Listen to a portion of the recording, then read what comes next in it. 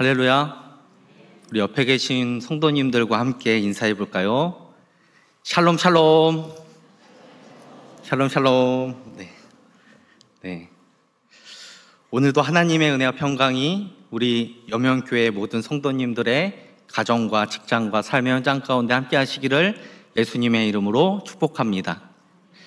오늘 본문 말씀 에베소서 3장 14절부터 21절까지 말씀은 에베소서에 나오는 사도 바울의 두 번째 기도에 해당하는 내용입니다. 그럼 첫 번째 바울의 기도는 어디에 있을까요? 에베소서 1장 15절부터 23절까지 있습니다.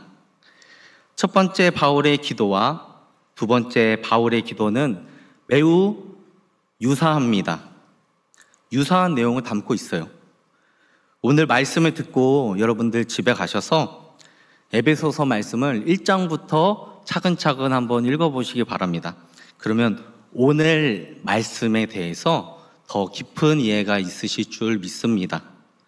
그럼 여러분들에게 질문해 보겠습니다. 여러분도 오늘 본문 말씀을 읽으시면서 어떤 생각이 드셨습니까? 지금 바울의 상태는 감옥 안에 갇혀 있는 상태입니다. 그럼 어떻게 기도하는 것이 맞나요? 지금 이 감옥에서 어떤 방법으로든 하나님께서 피할 길을 내달라고 기도하는 것이 맞죠? 그렇지 않은가요? 반응을 좀 해주세요. 맞죠? 그럼 어떻게 기도하는 게 맞아요? 감옥에서 풀려나게 해주시옵소서. 그런데 바울은 이상해요. 지금 누구를 위해 기도하죠? 무엇을 위해 간구하고 있나요? 바울은 자기 목숨은 안중에도 없고 지금 에베소에 있는 성도들을 위해 기도를 하고 있다라는 겁니다. 제가 바울이 기도하는 게 왜 이상하다고 이야기하는지 여러분들 이제 이해가 가시죠? 네코가 석자인데 지금 대체 누구를 걱정한다고 하는 건지 저는 사도 바울의 그 마음을 도통 헤아릴 수가 없습니다. 지금 감옥에 갇힌 바울에게 있어 최대의 관심사는 자기 목숨이 아니라 바로 에베소에 있는 성도들에게 관심을 기울이고 있다는 겁니다. 그렇다면 바울은 왜 이렇게까지 에베소 교회와 성도들을 사랑했을까? 왜 이렇게 관심을 가지고 있었을까? 제가 정답을 말해버렸는데요.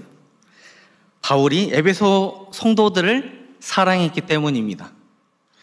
여러분, 진짜로 사랑하는 사람 우리 만났잖아요. 그죠? 만나셨어요? 네, 아멘. 네. 그래서 연애도 하고 결혼도 했습니다. 네, 저도 그렇게 했어요.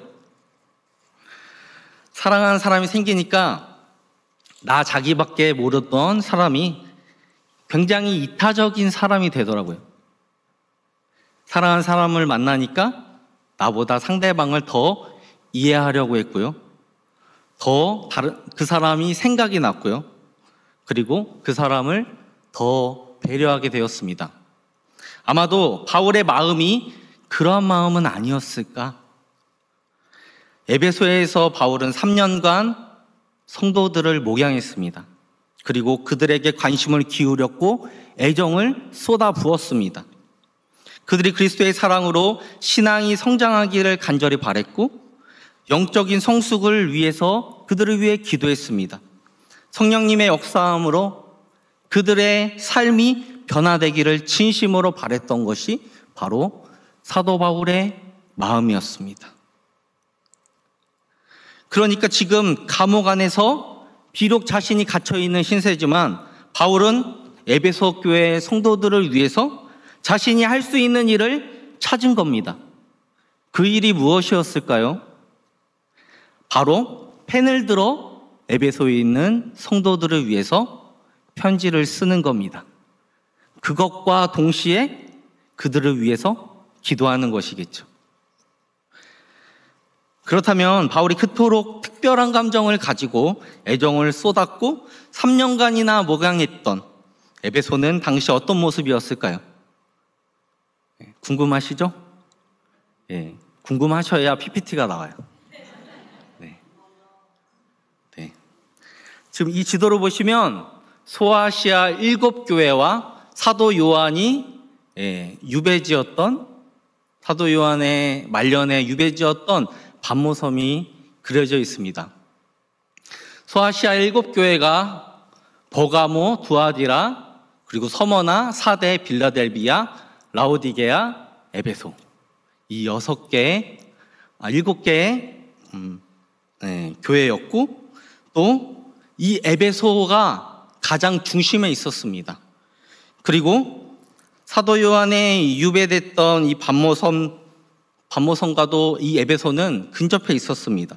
또한 지중해 바다와 가까워 상업과 무역의 중심지이기도 했습니다.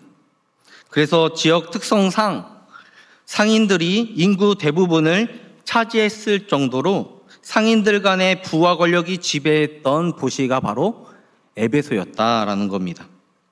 자신이 가지고 있던 재산이 얼마나에 따라서 등급이 매겨졌어요.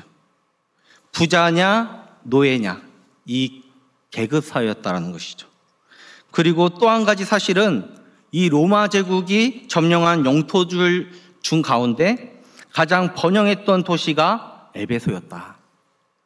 그리고 로마 제국이 그 당시에 펼쳤던 정책 중 하나는 다른 타문화권의 종교와 문화를 그대로 흡수하여 받아들이고 수용했다라는 겁니다. 그래서 이 에베소에는 50개나 되는 이 신들을 섬길 수가 있었다고 합니다. 놀라지도 않으시네요. 그래서 에베소에 거주하던 시민들은 자신이 원한다면 여러 개의 신들을 중복해서 섬길 수 있다고 생각했습니다.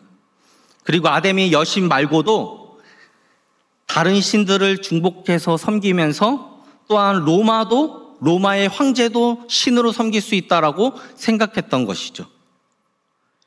여러분, 이 모든 내용을 다 종합해서 보면 에베소 도시는 어떠한 도시였을까요? 첫 번째, 상업과 무역이 활발했던 번영했던 도시였다. 두 번째, 상인들 간의 부와 권력이 지배했던 도시였다. 세 번째, 아데미 여신을 포함해 여러 신들을 섬기면서 또한 동시에 황제 숭배를 하던 도시였다. 이렇게 여러분들이 이해하시면 되겠습니다. 그리고 다음 사진은 아데미 여신상 그리고 아데미 신전의 모형입니다. 당시에 이 에베소에서 많은 사람들이 아데미 여신상을 구경하기 위해 에베소로 몰려들었습니다. 아데미 신전을 찾은 사람들은 신전 안에서 1000명이나 되는 여사제들과 함께 음란한 행위를 행했다고 전해집니다. 그것만 보더라도 이 에베소 도시가 얼마나 타락했는지를 잘 드러내 보여줍니다.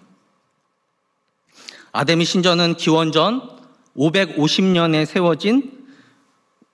세워져서 기원전 356년에 불에 타버립니다. 그리고 신전의 대부분이 다 소실이 됐고 현재 기둥 하나만 덩그러니 남아있다고 합니다. 제가 얼마 전에 6월쯤에 터키 그리스 성지순례를 갔다 오고 그곳에서 에베소를 방문했는데 그림에 나오는 이 아데미 여신상과 또 아데미 신전의 그 흔적들은 눈으로 담고 오지 못했습니다. 그런데 제가 책을 읽다가 어느 신학자가 자신의 책 글귀에 이런 글을 적어놓은 것을 보았습니다. 띄워주세요. 같이 한번 읽겠습니다. 시작. 제가 어떻게 아테네로 돌아가서도 우리의 파르테논을 자랑스러워할 수 있겠습니까? 우리 아테네 여신의 집 4채는 있어야 여기 아데미 신전 하나를 세울까 말까 할 노릇이니 말입니다. 이 문구는 아테네에서 지금 에베소를 방문하기 위해서 온 한 참배자가 한 고백이라는 겁니다. 다음 사진 보여주세요. 여러분, 여기가 바로 아테네에 있는 파르테논 신전입니다. 실제로 가면 엄청 커요. 지금 사진으로 봐서 조그만 것 같은데 실제로 가면 이렇게 위로 올려다 봐야 됩니다. 그런데 이 아테네에 있는 파르테논 신전의 규모보다 더 광대한 엄청나게 큰 규모의 이 아데미 신전이었다고 하니까 그 위상이 얼마나 대단했는지를 우리는 알 수가 있겠죠. 많은 사람들이 이 아데미 신전을 구경하기 위해서 또 황제 숭배를 하기 위해서 에베소로 몰려들다 보니까 자연스럽게 어떤 사람들도 들어오게 되냐면 그 당시에 지성인이라고 했던 철학자들이 들어옵니다. 그리고 그 철학자 중에는 정통 기독교를 거부하는 거짓 교사들도 함께 포함되어 있었다는 겁니다. 그럼 그들은 에베소로 들어와서 어떤 직업을 가질 수 있었냐? 그들이 할 수 있는 건 자신의 생각들을 입으로 말하는 것. 바로 각 마을을 돌면서 순회 연설을 하는 대가로 그 대가로 수고비를 조금 받았겠죠. 그걸로 그들은 근근히 생활을 이어갔습니다. 그래서 당시 사람들이 모이면 주로 뭘 했냐? 서로 생각을, 대화를 주고받으면서 의견들을 공식 석상에 나가서 발표를 했습니다. 그것이 바로 그들의 일상이었다는 것이죠. 바울이 처음 에베소로 들어와서 유대인의 회당에서 복음을 전했는데 큰 반응이 없다 보니까 어디로 갑니까?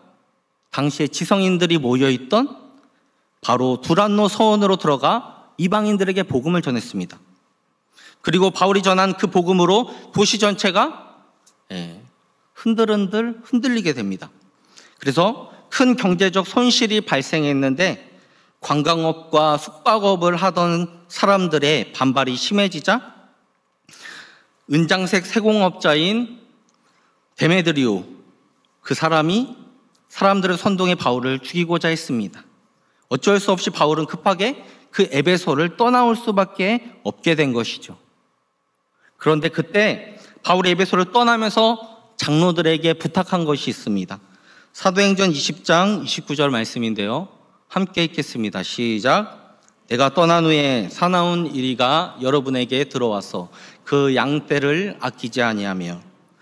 바울은 자신이 에베소를 떠나게 될 때 교회 안에 사나운 이리가 들어올 것이다, 교회를 어지럽힐 것이다 직감하고 이런 말씀을 남겼습니다.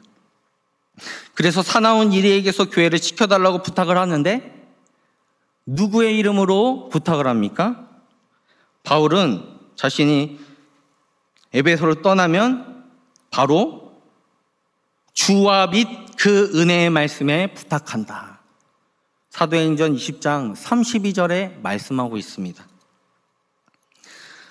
바울은 하나님과 은혜의 말씀에 교회를 부탁했습니다. 그래서 요한계시록 2장 1절부터 보시면 에베소 교회는 주님으로부터 큰 칭찬을 듣습니다. 그들이 가장 잘한 일은 거짓 교사들을 하나님의 말씀으로 적나라하게 드러냈다라는 것인데, 교회 안으로 침투해 들어와 있던 그 거짓 교사들을 전부 조사했고 그들의 정체를 모두 다 드러냈습니다. 그런데 너무 안타까웠던 사실은 뭐냐? 교회가 그렇게 교회에 들어왔던 이단들을 색출하다 보니까 정작 그들이 놓친 것이 있었습니다. 그것이 무엇입니까? 바로 그리스도의 사랑이었습니다. 그래서 요한계시록 2장 4절을 보면 에베소 교회는 주님으로부터 책망을 받습니다. 그러나 너에게 책망할 것이 있다. 너의 처음 사랑을 버렸느니라. 주님께서 말씀하십니다. 에베소에 있는 성도들이 처음 신앙생활 할 때는 하나님을 향한 뜨거운 사랑과 열심을 가지고 있었습니다. 자신의 삶을 희생하면서 자기 생명도 아끼지 않겠다는 주님을 향한 헌신의 마음과 사랑이 있었다는 겁니다. 그런데 이제 주님께서 에베소 교회 안에 그러한 모습을 전혀 찾아볼 수 없다고 말씀합니다.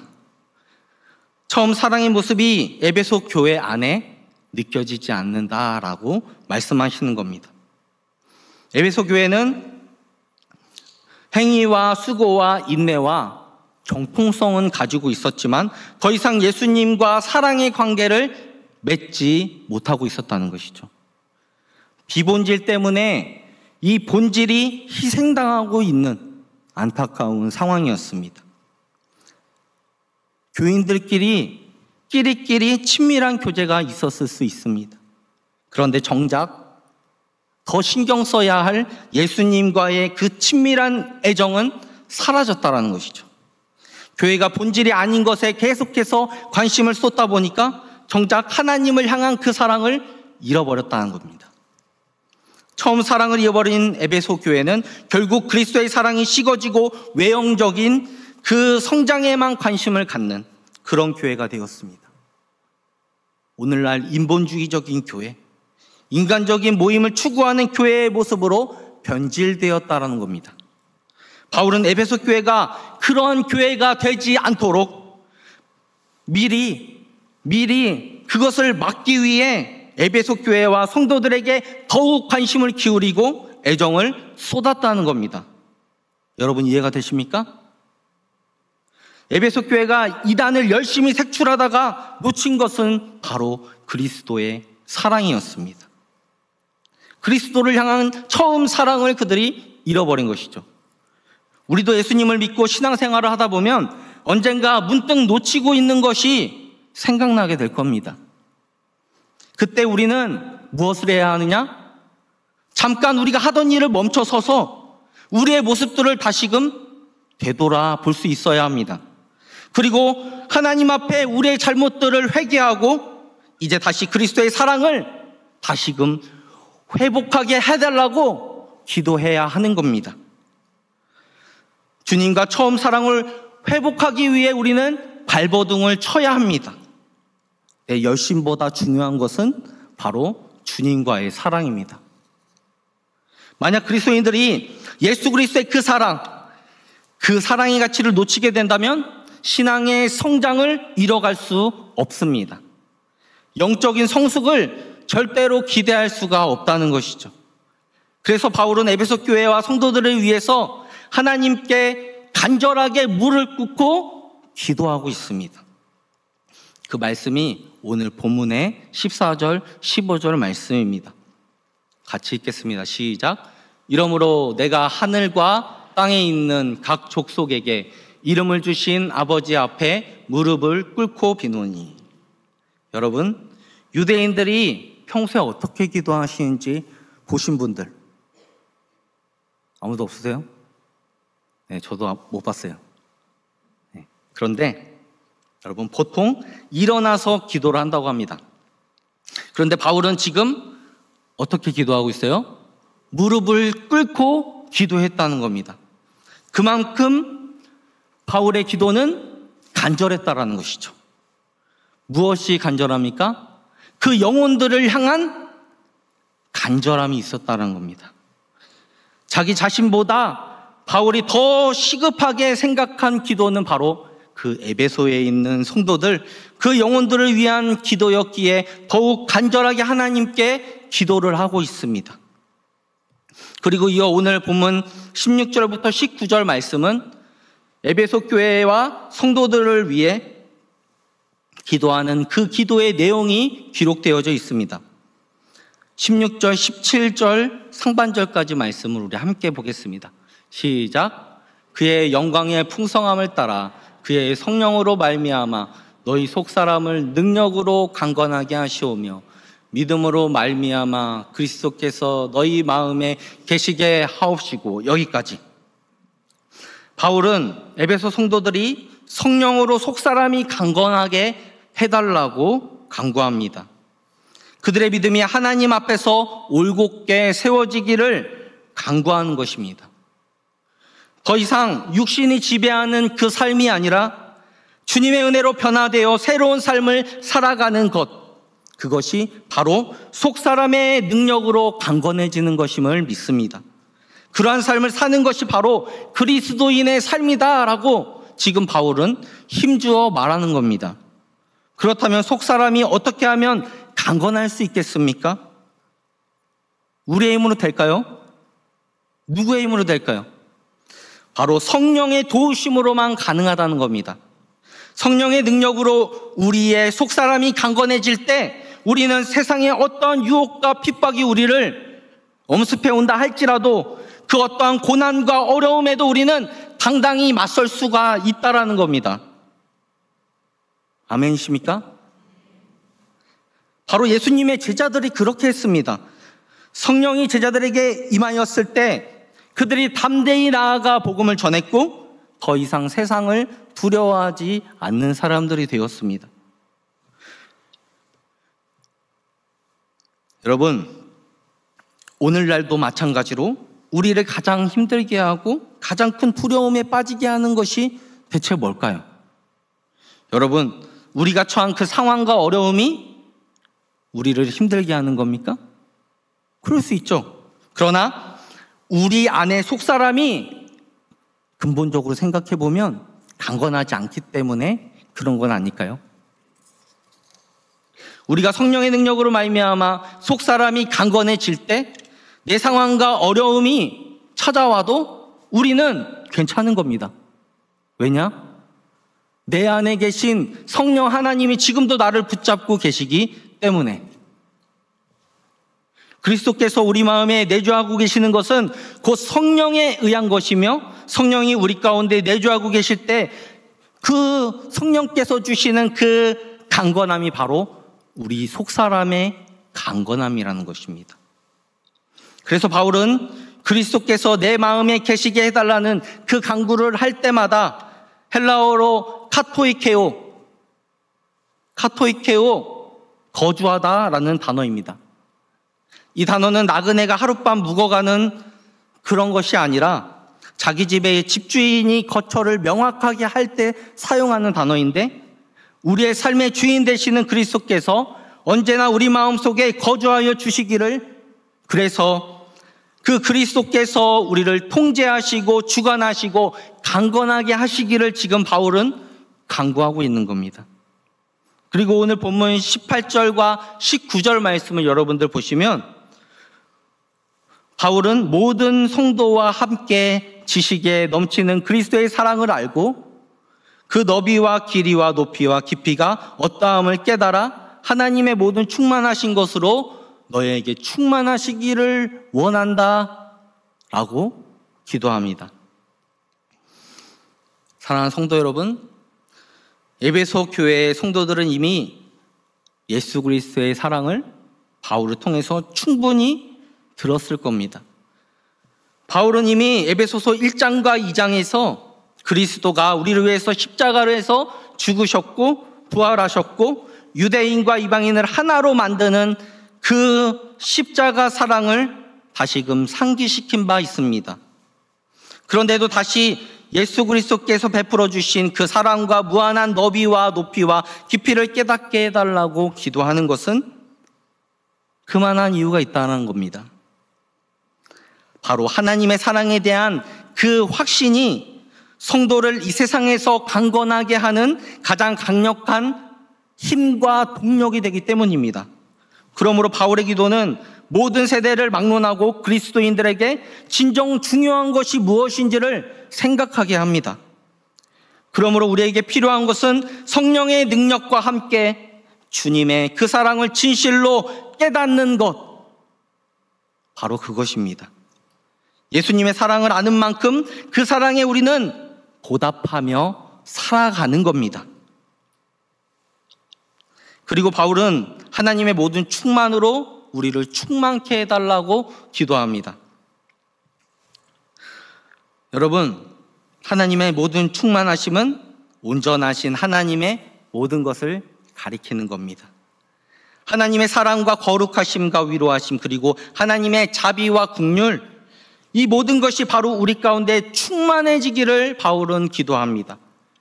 여러분의 신앙의 연수가 많을수록, 시간이 흐를수록 그리스도의 사랑의 깊이가 더욱 깊어져야 합니다. 시간이 흐를수록 내 믿음이 점차 쇠퇴해지면 안 되는 거겠죠. 바울은 결코 이것이 에베소 교회 성도들 스스로의 힘이나 바울 자신의 능력이 아니라고 고백합니다. 우리를 강건하게 하시고 우리 안에 그리스도의 사랑을 굳건하게 하시고 우리를 온전하게 하시는 분은 오직 하나님 한 분밖에 없다라는 사실을 여러분 기억하시길 바랍니다. 그래서 바울은 하나님께 이렇게 찬양합니다. 오늘 본문 20절, 21절 말씀입니다. 우리 함께 읽어보겠습니다. 시작. 우리 가운데 역사하시는 능력대로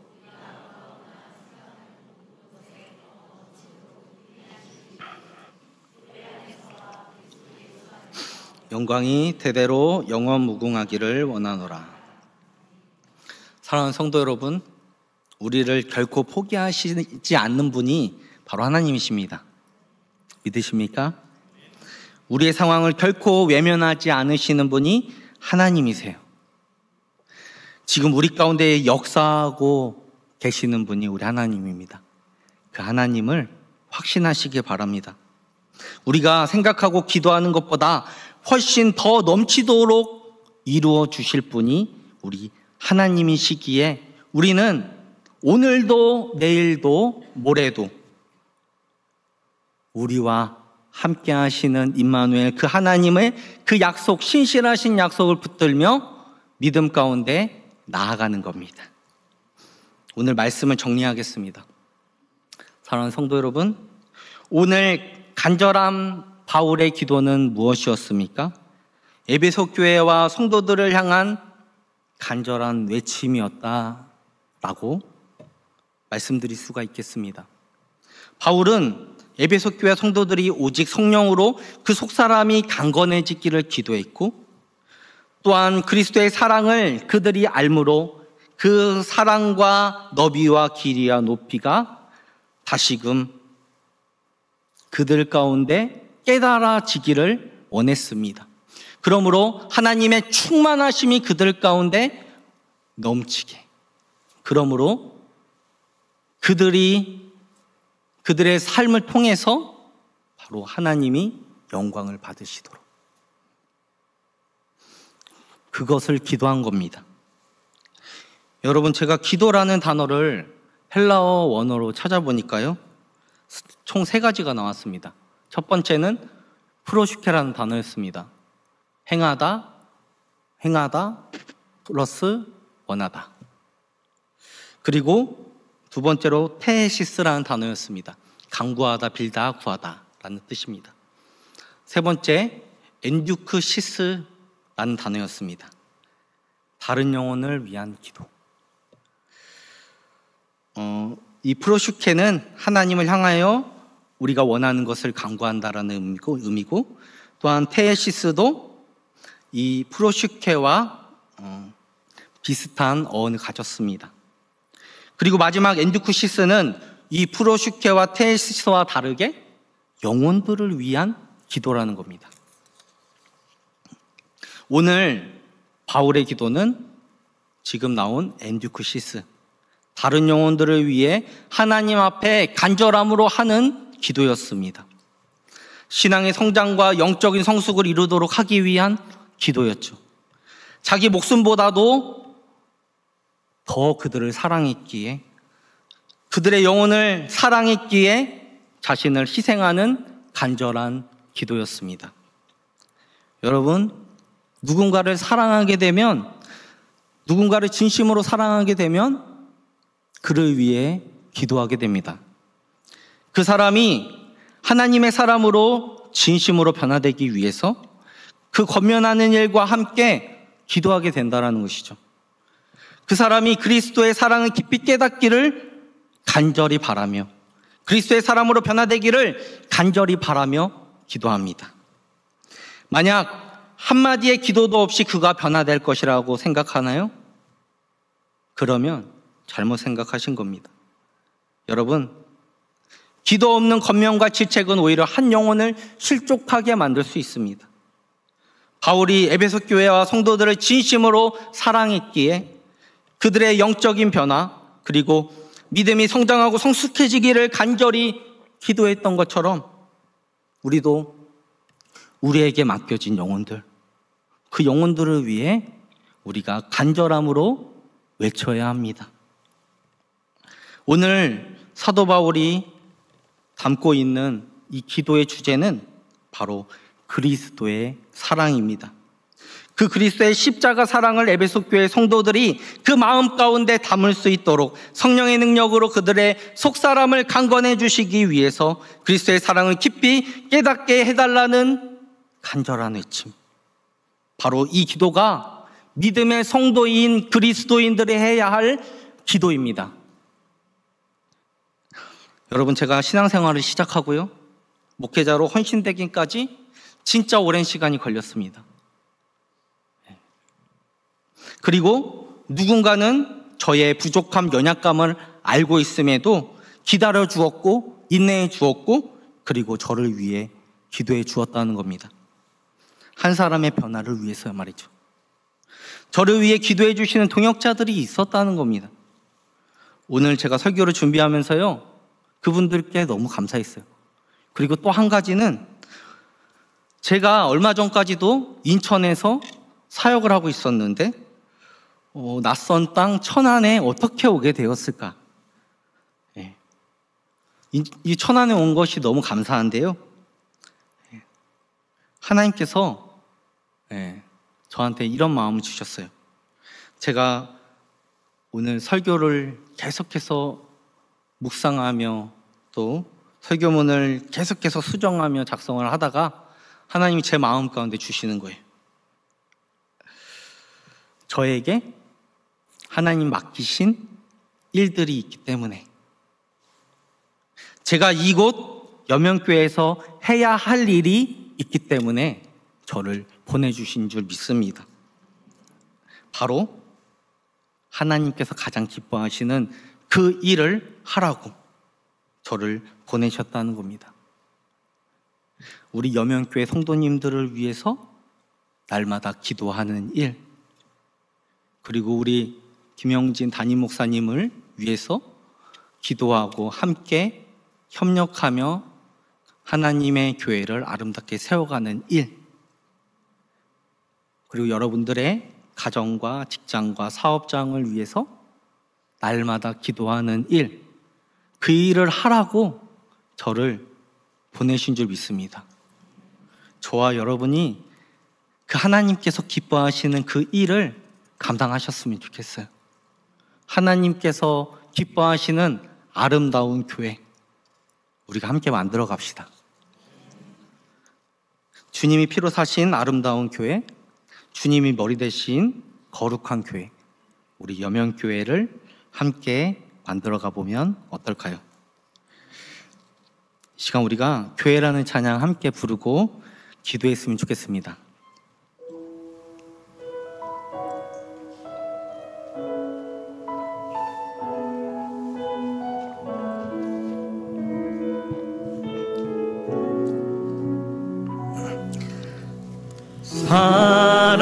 사람이 넘치기보다 사랑이 넘치는 교회, 섬김을 원하기보다 섬김의 기쁨 알아가는 교회, 세상이 주목하기보다 주님이 주목하는 교회, 화려한 겉모습보다 중심이 주를 향한 교회, 주님이 피로 사신 아름다운 교회, 서로를 사랑함으로 하나 되는 교회, 주님이 머리 대신 거룩한 교회, 우리 함께 만들어 가요. 내 작은 생각보다도 내 작은 생각보다도